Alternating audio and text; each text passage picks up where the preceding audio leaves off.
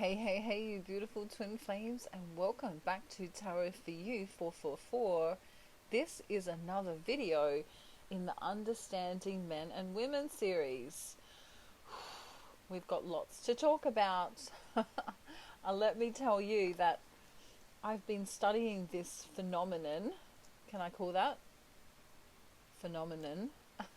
Say that 3 times fast.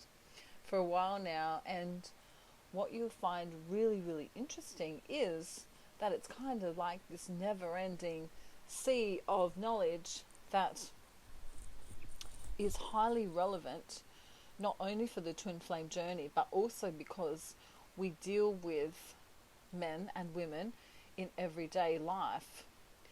So what I want to do is discuss men first and foremost, and then discuss women first and foremost. And I'm just going to write men and women down so that we can start taking a little bit of note as we go, because some of the information that we're going to discuss here is some stuff that I want you to remember, so that when you're dealing with men in general, especially your twin flame, or women in general, especially if it's your twin flame, then you're going to understand a little bit more about how the dynamic works. Okay, so what I want to do is give you a little story about how sometimes, not all the time, but sometimes women can do this thing where they nag men, alright? So everybody just have a little giggle, and if you've been married or in a relationship or a partnership before, it might be something like, hey Harold, I asked you to put the bin out or the trash out and you haven't done it yet, why not? And he might go, yeah, well, I'll do it after the game. He's watching the game on TV or something. And it can get worse and worse and progress over time, where the woman becomes this kind of nagging, motherly figure, right? As opposed to his lover, alright? So this is with no disrespect at all to women. But if they get in this energy of being motherly to the man, then the man will become turned off, okay? So this is kind of like a passion killer for relationships, all right? So if you're doing that in any way, shape or form, and you're a woman, know that this mothering is something that he doesn't mind getting from his own mother, but not from a partner, okay? The other thing that can happen is that men can become, not all men, but men can become I'm going to say switched off, okay? So as a man becomes switched off, as in not paying attention to his counterpart, the woman becomes cold, perhaps, or lonely, and even aggressive, or as we say in Australia, pissed off. All right. So here's 2 scenarios. If the woman's being too motherly, it's going to turn the man off. Okay. If he does get turned off, he will switch off, as in he won't be present emotionally in the relationship. And then this can lead to coldness or loneliness or even aggressive behavior in the woman. Now, what happens then is,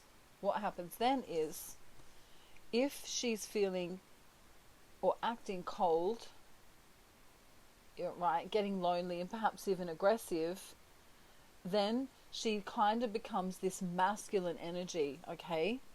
So that leads to her being in her masculine energy. And we know that the feminine needs to be feminine. We all have masculine and feminine energies within us, but she needs to be more feminine. So if she crosses over into this masculine territory, this distorted masculine energy territory, then you might even lose your man, right? So he might even walk away. He'll definitely begin ignoring it, and then he might even walk away. All right? So this is a little scenario here. If you mother a man, it will turn him off. When he becomes switched off, the female then becomes cold, or she could feel lonely, or she could get aggressive, which is a distorted masculine energy, which in turn will mean that the man will ignore her and perhaps even walk away.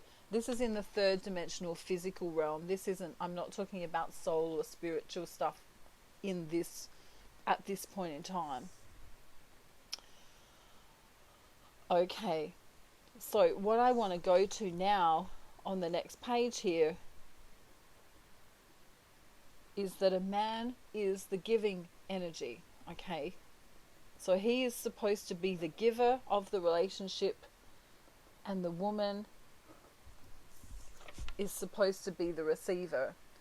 And this kind of dates back to the whole caveman thing, where I've said this before, you know, the man goes out and hunts, brings home the bacon, as you know, which is a saying, an expression, you know, goes out and brings home the food, and then the woman receives it and says, "Oh, darling, thank you so much." You know, imagine the caveman with the club, and he's out doing his caveman thing, right? And this kind of dynamic in recent times has changed very, very much, because a lot of time women are living on their own.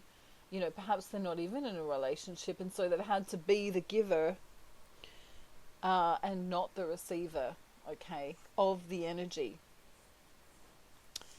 So this giving energy, as in bringing home what's necessary, fixing the tap, these are just examples, you know, problem solving. I should say giving and problem solving, because that makes more sense. But this giving and problem solving is a very masculine energy, and this receiving and nurturing energy is a very feminine energy here. Oh, I hope you can read my writing. I messed up a little bit there when I wrote feminine, but okay, so the man wants to be the giver, or the problem solver, or the provider.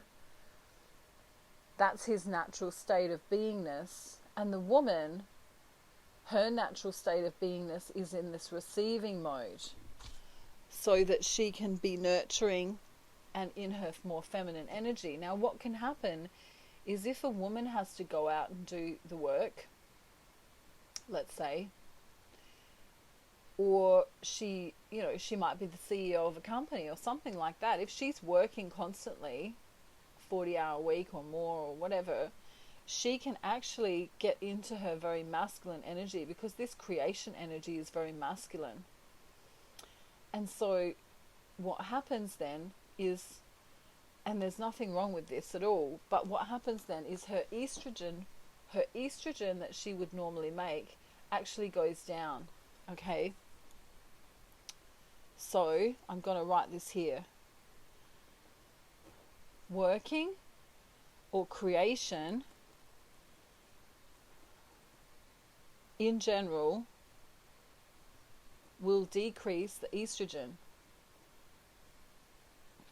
And this is why, this is kind of why women find tradies or guys that work outside to be so sexy, you know, because they're actually full of testosterone. You know, those hard-working men that you see sweating outside. I don't know, they might be building a house, or they might be laying bricks, or they might be washing your car, perhaps, if you're lucky. That was a joke. But you know, if you went and saw strippers at a club, right? Quite often, not that you would, Divine Feminine, would you? You wouldn't do that. No judgment here, but you know what I mean. Quite often they'll dress up as a firefighter, or as a plumber, or as some kind of sexy tradesman, okay? Not that I would know, I have no clue, but I've heard about it, right? So, oh dear. I didn't think strippers were going to come into this series, but apparently they are. So, this working, you know, a 40-hour week, or, you know, whatever, 9 to 5, 5 days a week, whatever it is, you know, becomes a very estrogen lessening and testosterone building thing that happens, whether you're a man or a woman, okay? So, even though, I'll give you the example of a mother usually has to problem solve and do some kind of work around the home. And so this would build testosterone, but because she's also nurturing and loving her children, it's in that nurturing and that loving that her estrogen goes higher, okay? So she kind of balances it out, even though she might be a hard-working mother, okay? That's just an example. So if we swapped the roles and a man was in his receiving and nurturing energy, let's say he's staying home to look after the children, you know, be the baby daddy or something, and the woman's going out working a 40-hour week, her testosterone levels are going to be much higher than his. And in fact, many relationships have broken down because of the role reversal here. So it's not to say that it shouldn't be done or anything like that. You know, we do live in the year, you know, we're in the in the 21st century, you know.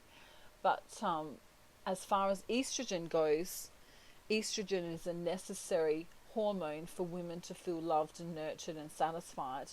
And so as we can build the estrogen in women and produce testosterone in men, that's what causes the attraction to occur between them on a chemical level, and also on an emotional and bonding level. All right, so men need to be physical, and they need to be able to solve problems for their testosterone to go up. And women need to be looked after and cared for, both physically and emotionally, for their estrogen levels to go up. Okay, so I might just write that down. Women need to be nurtured and cared for, and also feel safe. Okay, and also feel safe. So, you know, if they went to their partner and said, "Hey honey, would you mind, you know, watching the kids while I just quickly run to the shop?" And the partner goes, "Yeah, no worries," and she can rely on him, then she feels safe within the relationship. This produces estrogen. Okay, and this estrogen production is fantastic for women, because not only do they feel safe and nurtured and loved, but they want to have sex more often, and they're more attracted to their partner.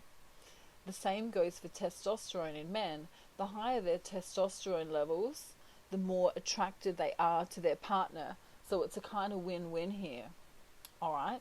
So the example, and just let me have a sip, hang on. The example of the CEO, the woman that's the CEO, that's great and that's fantastic and that's wonderful. But as she's being so creative and solving all these problems all of the time in her work life, what happens is that she'll come home, be exhausted from work, and her estrogen levels will be down because her testosterone needs to be up so she can problem solve. So I hope that makes sense. this isn't a thing where I'm saying, you know, women should stay home and be chained to the sink and look after the kids and do all of that. That's not what I'm saying at all. But an overworked woman, a woman that's working too hard, too much, solving all these problems, is going to have higher testosterone and therefore could also be less chemically attracted to a man. And, you know, that kind of energy as well on a biological level will push a man away. All right. Now, if a man has too much estrogen, let's say he's in the receiving and nurturing energy, not really problem solving anything at all, then his estrogen will be up and his testosterone will be down. And so many might say that he is in his feminine energy, or he may even act more feminine and be more emotional. So he might have more tears, he might be, not to stereotype anything, but, you know, he'll be in his feelings more often, okay? Whew, this is a tough subject. So estrogen can increase when a woman is also increase when a woman is touched and loved. Okay, so any kind of physical nurturing will increase this. Any kind of emotional support will increase this as well as, you know, making love. That will also increase her estrogen production.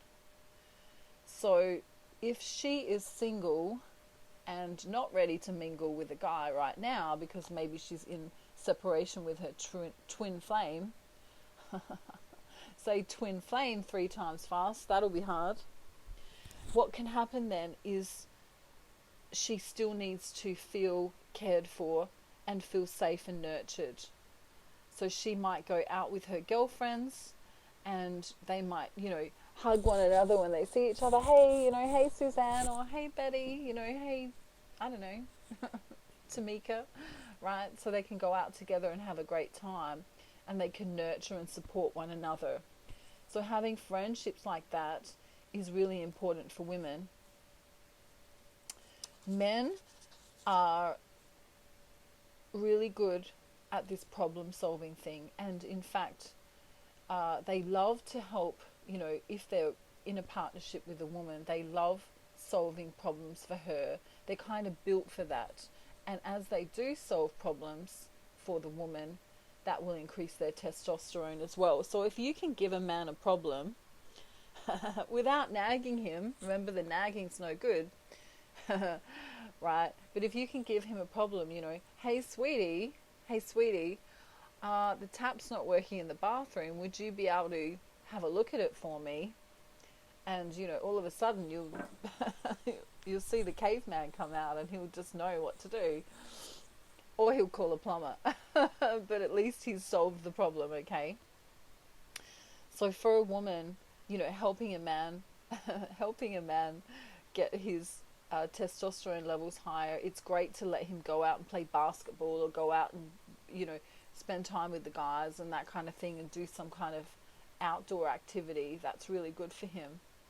It's also really good if she can give him problems that he can solve. Not problems that he can't solve, and not problems where she nags him. But this is really good for the man.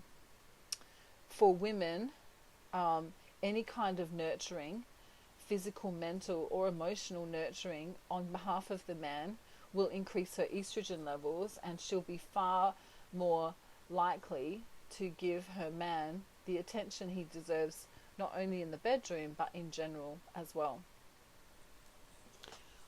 Whew, that was a big topic. I hope you understood that. If you've got any questions, leave them for me in the comment section below, and I'll do my very best to, I don't know, answer them. Or I might put a big question mark and say, I don't know, Donkey, you'll have to answer this one. No, I'm joking. I will answer them. Alrighty, I love you all so very much. Thank you for joining me for Understanding Men and Women series. Yeah, I'll see you real soon with my next video. Okay, have a beautiful day, night, afternoon, evening, or morning, wherever you are in the world. Mwah, and I'll see you soon. Bye.